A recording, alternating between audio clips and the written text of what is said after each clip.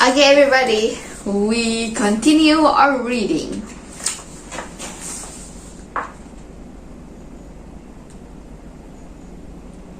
While performing the trick, I told the class that I was worse magic. We are now in page 152, directing the story. While performing the trick, I told the class that I was worst magician in the world and then asked the student to repeat some nonsense word. The coin disappears and they took over creating story of what happened in the coin. Okay, a director is like a magician. So, how do you apply this to the film? Well, we perform the trick of simply juxtaposing image together. We can take unconnected image and put them together to make a story. We use image to implicitly ask question and then we delay the answer, engaging our audience in story about character on a quest for something they desire. The trick is how we structure all the filming element in order to tell the story clearly and dramatically. Subsequently, chapter will be about specific way to accomplish the task structural in order to reach our goal or giving the audience an emotionally satisfying experience.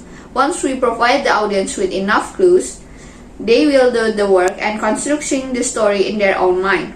They will use Gestalt to put all images together into meaningful wholes.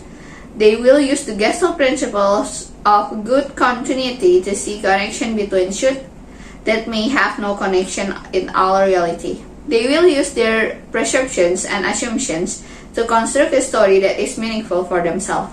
The rule of magic. There are several rules of magic used now. Never reveal the secret to how a trick is done. 2. Never repeat a trick. Remember when I said that you need to watch a movie twice to be able to see how it put together? It's just like magic. Use attractive magician assistant like movie star. They are great distraction. One more thing, try spelling. No, it carried same. Backward. Something one trick can cover another. Hierarchy of narrative question. Narrative question drive the story. The story are arranged in a hierarchy, meaning that some are more important than others. Some smaller question will need to be answered before the bigger one can be answered. In the chapter on Sketchable Project, chapter 15, you will find a hierarchy on the narrative question on the sketchable story. Narrative questions have to keep our interest. We have to care about the character. We have to identify with their struggle and a time of love, transformation, and redemption. Sometimes question will be re-asked and reframed because new information or new context required. I wonder if you know how questions are asked by a movie.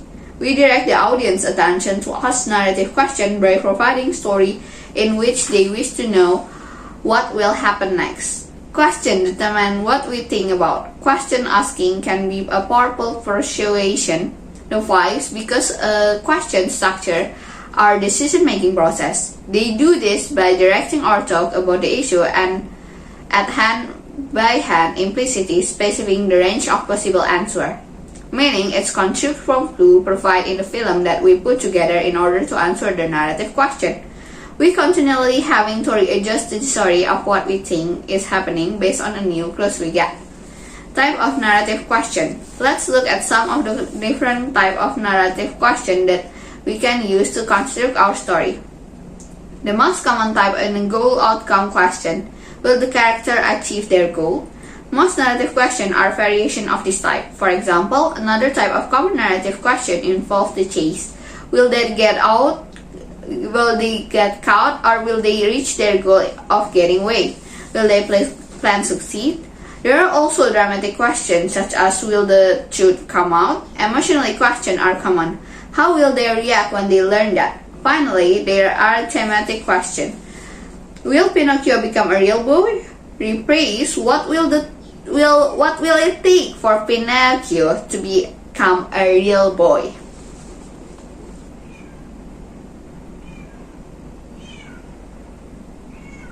Moving where the questions are asked and answered can make a scene more emotional without changing the spirit of script.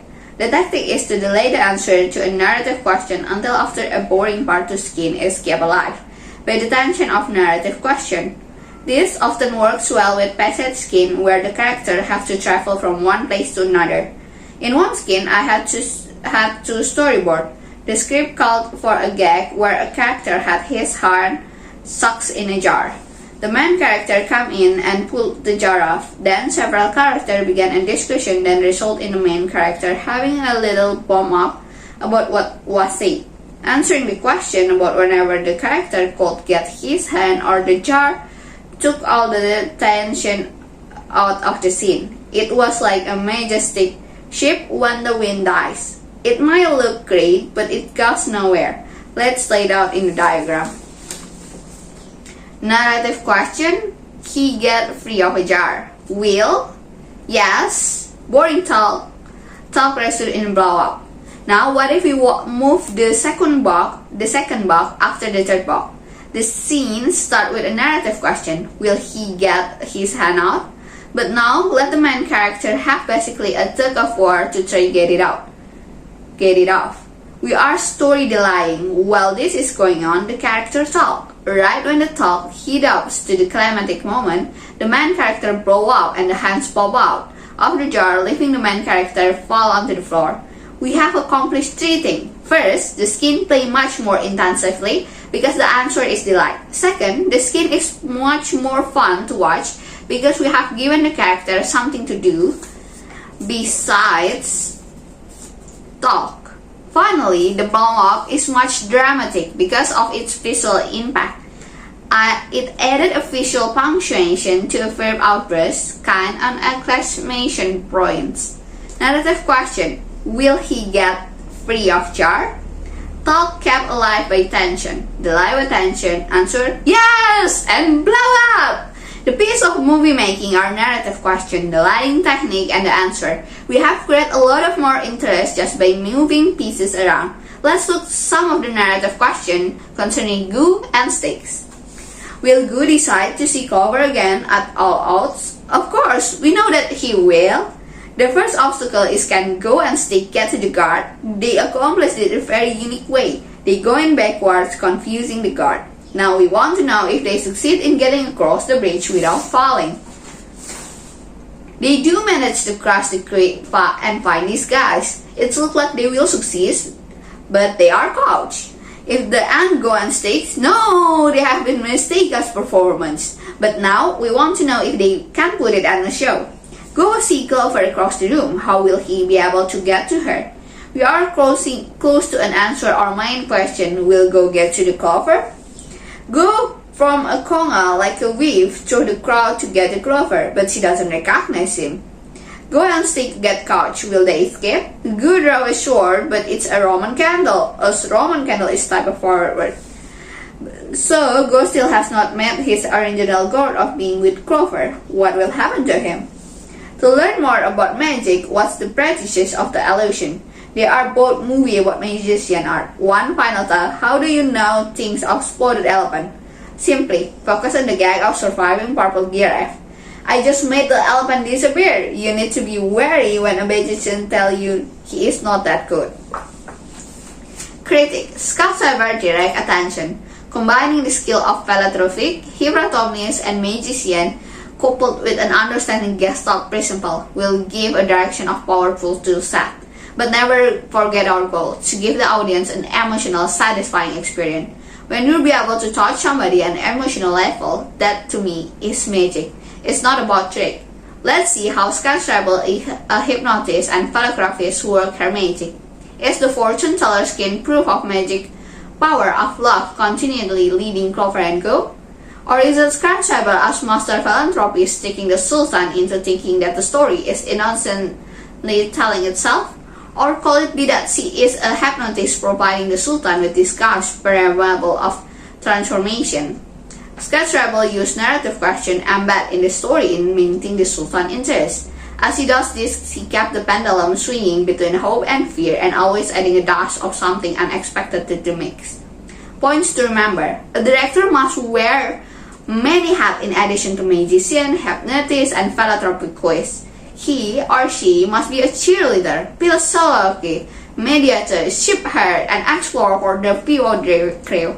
And most important of all, we cannot forget entertaining storyteller. First and foremost, a director directs the audience attention and keep it directing it. Change the pace so the audience doesn't grow fatigued.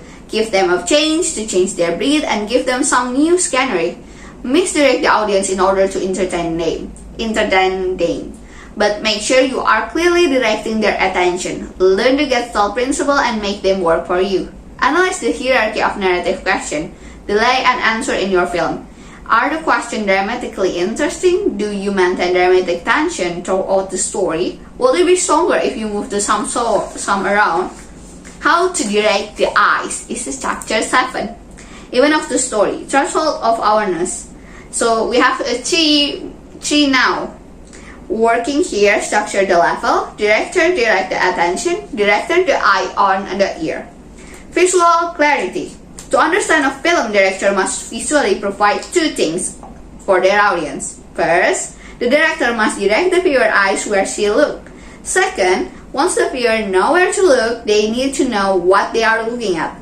This might be sound obvious, but it's not usually how the beginner process. I know from my own experience that when I start to draw, my concern was the content of the drawing. The drawing looks like the things that I was trying to draw. The problem was that I was totally unaware of where I was placing things on the page. When I began to learn photograph, I had the sound bias. Where was the content? I was unaware of the tree was placed to look like it was going out of my brother's hat. I was unaware of the pattern of the light and dark, the essential of photograph. We have already looked at this issue in our building our chart. Content of image, structure of image. I was focused on the content because no one had taught me about how to structure the image. It was outside my threshold of attention. The structure doesn't have a form of its own. Structure is a form of the content. Any structural aspect in my art were intuitive or accidental. In my early effort to create art, I was ignored a tool that could make my work more aesthetic, persuasive, and emotional. I didn't know the structure could speak more powerful than content. What I learned from watercolor art is the missing piece of design. When I was art school, one of the required course was a design class. We learned a lot of cool stuff like how to make one color look like another color. Unfortunately, the class didn't teach me really how to apply this knowledge for anything useful. It didn't teach me how to use design to make more dynamic narrative image. Years later, I joined a group of storyboard artists who would go on their lunch hour and paint watercolors. I want to learn more, so I got some books on watercoloring, hoping to learn some useful technique. The books were not what I expected, but extremely more valuable than some tip on the technique. These books by Edgar Watney, Todd Coach, Clark Webb, Tony Van Hazel, and Judy Wagner. We're all about design and how to use it to make more exciting narrative image. I was just what I needed, and on top of that, they made it easy and fun. So let's look to the two tasks a director must accomplish visually. Where do I look? So how do you direct your eyes? You show them where to look in their three ways. First, by pointing the camera, you choose what part of the screen they can see. Second, the camera frame includes what we see and cut off what we cannot see.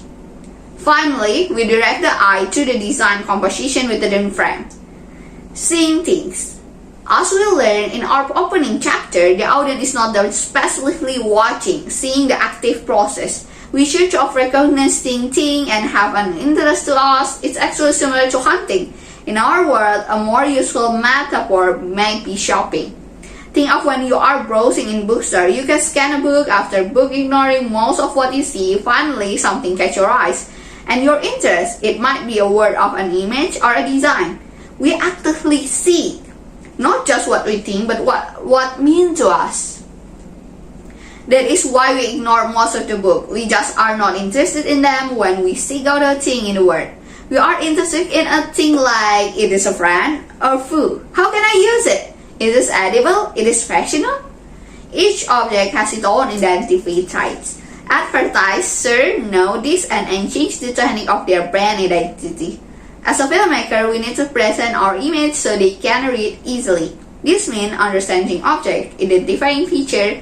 There are several key traits that make identify possible as well as numerous subtle ones. The first trait that is often overlooked is characteristic viewpoint. That provides an object characteristic silhouette. We normally see people from the front or side. We don't usually see people from the top or underneath because they are harder to identify. You will be surprised how many beginner storyteller artists often choose a high angle because it's dynamic. It may be dynamic, but often then choose the angle because it's dynamic. It's not because it supports the story. Most of the time, things makes an image confusing. We only need to represent an object with enough characteristic trait that it suggests what is to the audience. Their main will fail with the blanks. Object in a film doesn't even have to exist in reality. Have you ever heard of the flux capacitor?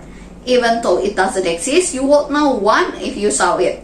If you have seen Back to the Future, it's the part of what makes the time machine works. All those computers bang in the movie were just a bunch of flashing light with a little design of them and added make sure they appeared to be the latest model. The director suggests what it is and what it does, and the audience goes along to the ride, lost in the story. Where do I put the camera? Staging the action. The role of staging is to present the idea clearly in sequence in a way that progress the story. The key question for the director should not be where do I put my camera, but rather how can I stage this to clear the produce and the mood that will change the story. What are the secrets to directing the eyes? The great eyes learn to see. Let's begin with a parable of Genesis speaking design. Once upon a time there was a great eye. It looked but alas it could not see. This left the great eye bored. So the great eye summoned its most powerful wizard. The wizard inquired, "What does your excellent desire?" The eye explained that it wished to learn how to truly see. The wizard gestured toward the heavens. All was dark. Suddenly, there was light. Their all wanted attention, but all the eyes could hear was overwhelming noise. It was graphic noise. Look at me, look at me, look at me. The great eyes could not see, but it was confused. Every time it spoke to the eye, it's confused, thus everything cried out, "Look at me." The wizard now need to transform the graphic noise into wild acoustic music.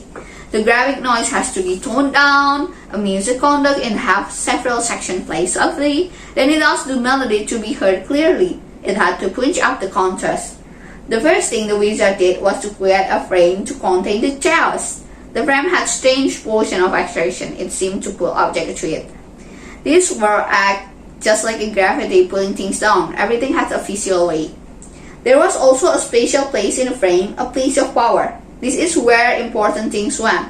The center had corresponds to the power. In order for things to make shape, they need space.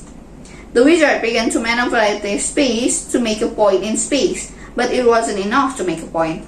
Space needed direction. Horizontal were lazy but stable. Too much of them poured the great eyes. Vertically stopped outward finding just the right balance against the force of gravity. Diagonal just most active and always suggesting the potential of motion and tension. This different direction could be counterbalanced to the control of chaos into some sort of disorder. The direction aspect create arrow. The arrow says, "Follow me." The wizard now point out a way to great eye. He gave the element of the name: points, line, planes, age, shape, value, size, colors. But the element was unruly and the great eye was still confused. The wizard put some sort of principle to create order in order of chaos. There were a rule how the element will interact. The first principle was balance. It was important life lesson. If you don't follow it, you will fall into your face. Balance make a great eye visually comfortable. Symmetry has the easy way to create balance, but it also creates stability. The great eye always listen to who speak the loudest. You have to punch up the contrast when everything is so similar. Contrast what makes different visible. The wizard showed that the eye size make a big difference. Each image needed one thing to be done.